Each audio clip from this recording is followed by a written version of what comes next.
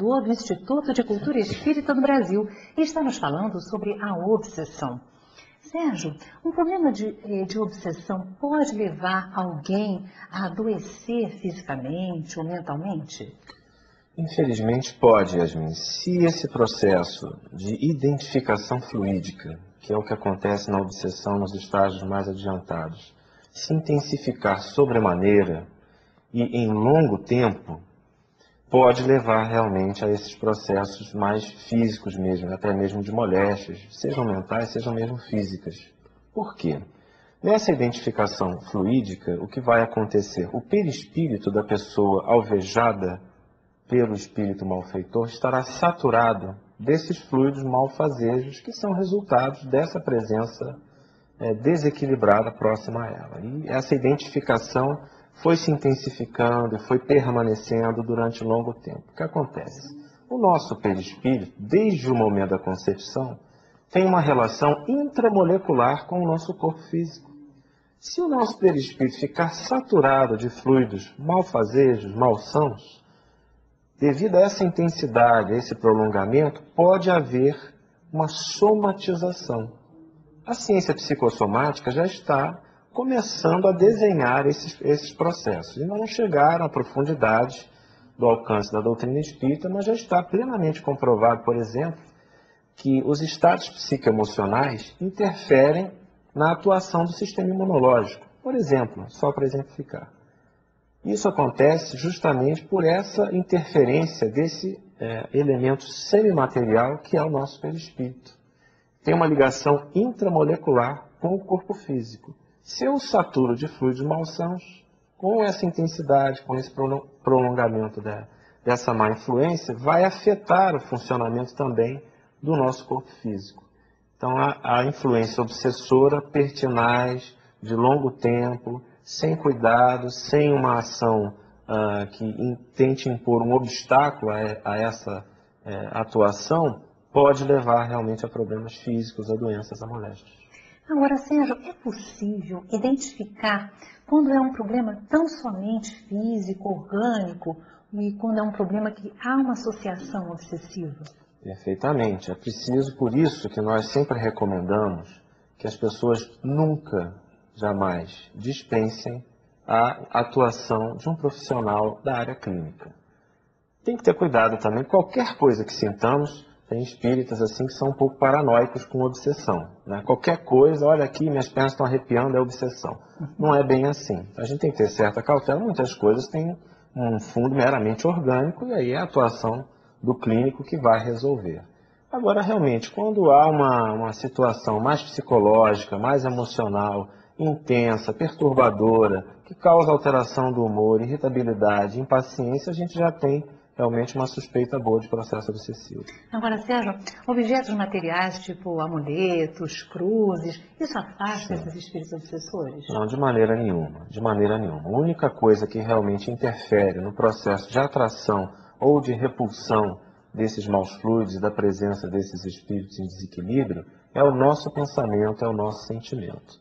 Se o nosso pensamento, o nosso sentimento está alinhado com a proposta da regra áurea de Jesus, claro que intensamente nós não vamos ter esse alinhamento, mas é a nossa busca. Aquilo que quereis que vos façam, fazei vós também aos outros. Essa regra áurea é a base do comportamento e da conduta do bem proceder, e isso, se levado num nível razoável na nossa vida, não digo porque perfeição nós não temos, mas num bom êxito, digamos assim, nós teremos várias possibilidades de afastar essas influências obsessoras.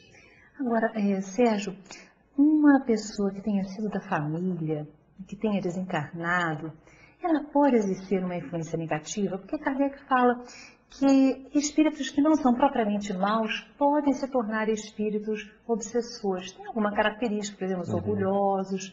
É possível acontecer isso? Perfeitamente possível. Às vezes ele não tem a má intenção, sobretudo se era um familiar com o qual tínhamos um bom relacionamento, mas eventualmente desencarna em condição perturbada, né? Ou então, por efeito até das suas próprias imperfeições, exerce uma ação, digamos, possessiva.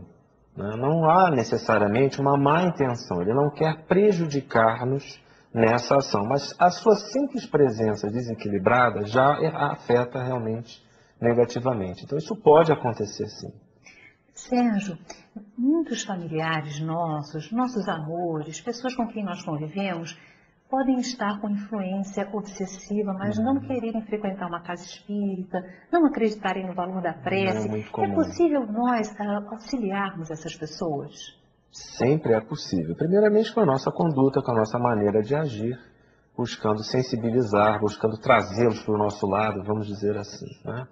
E, em segundo nível, podemos também atuar à distância, através da prece e, particularmente, a ação do centro espírita, levando o nome da pessoa para as reuniões próprias que fazem justamente essas evocações particulares, são chamadas reuniões de desobsessão, como se vulgarizou chamar. Kardec chamava reuniões de evocações particulares, onde o objetivo é educar moralmente esses espíritos que sejam a causa dessa instabilidade aí na situação.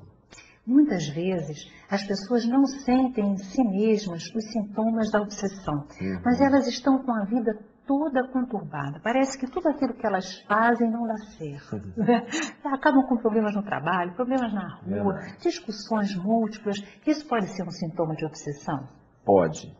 Não é que seja necessariamente. Nós temos a nossa liberdade, o nosso livre-arbítrio, e muitas das vezes agimos realmente de uma forma desequilibrada. Isso atua, digamos, atraindo a obsessão como um fator excitante. Agora, pode sim ser a ação de um mau espírito, não há dúvida. No caso, o que nós podemos fazer? Nós podemos orar pelos espíritos obsessores, sim. Nós podemos ajudar as pessoas que identificamos que estão com esse tipo de problema. O que fazer? Podemos sim, mas principalmente a ação mediúnica é muito salutar, porque esses espíritos atuam se beneficiando da sua invisibilidade.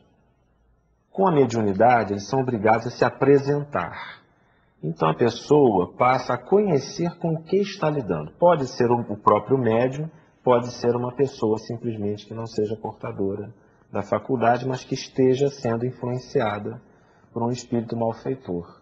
Então ele passa a perder o benefício da invisibilidade. E a pessoa começa a se precatar, conhece o inimigo que está enfrentando, e aí as armas são realmente a conduta correta, a oração, as condutas de disciplina, para que esse espírito não tenha mais a mesma influência que é causada por uma identificação fluídica, por uma sintonia vibratória.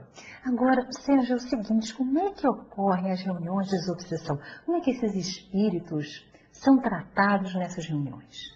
Olha, o essencial nessas reuniões, primeiro, são particulares, não são reuniões públicas, são reuniões fechadas. Por isso Kardec chamava de reuniões de evocações particulares, porque elas são destinadas a um caso em especial. Então, evidentemente que nessas reuniões são expostas, muitas vezes, dificuldades que estão sendo vividas por essas pessoas, então isso não convém que seja no ambiente público. Tem que ser realmente um ambiente privado, uma reunião que tenha essa finalidade específica. E o objetivo é a educação moral desses espíritos. Instruções habilmente conduzidas, como dizia Kardec, mas especialmente conduzidas com autoridade moral. Por isso que é importantíssimo que dirigentes, que médiuns, as pessoas que lidam com essas atividades, tenham realmente um processo de adesão muito intenso à proposta espírita, porque do contrário não terão ascendente moral sobre essas entidades e não poderão educá-las. Nós temos que ter realmente algum pressuposto, pelo menos a boa intenção, o bom engajamento. Não quer dizer que temos que ser perfeitos, porque isso não existe. Mas nós temos que estar realmente destinados na nossa vida a essa execução do bem, ao nosso melhoramento pessoal, e aí os bons espíritos nos ajudarão, e essa nossa ascendência moral, ainda que mínima, já será um fator de poder sobre aqueles espíritos que, infelizmente, estão numa condição pior ainda do que a nossa. Então isso já realmente facilita muito a circunstância. O objetivo da reunião é esse, é educar moralmente essas entidades. É preciso, então, que aqueles que participam tenham noção da seriedade daquilo com que estão lidando, né? Você sabia